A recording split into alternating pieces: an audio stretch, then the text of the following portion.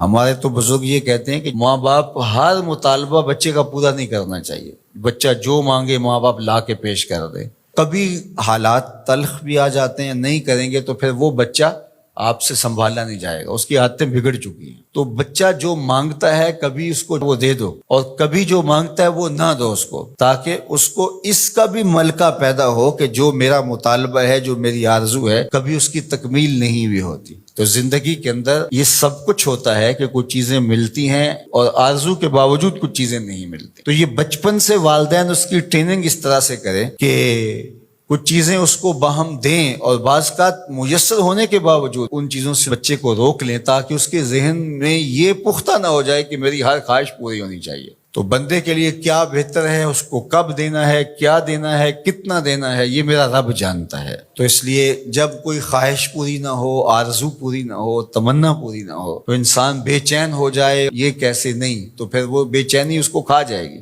تو اقدار الہیہ پر رضا، اللہ کی تقدیر پر راضی ہونے کا مزاج، یہ اگر بندہ مومن کو نصیب ہو جاتا ہے تو اس کا پھر لازمی نتیجہ یہ ہوتا ہے کہ وہ پھر ایک خوشحال زندگی گزارنے کی طرف بڑھ جاتا ہے۔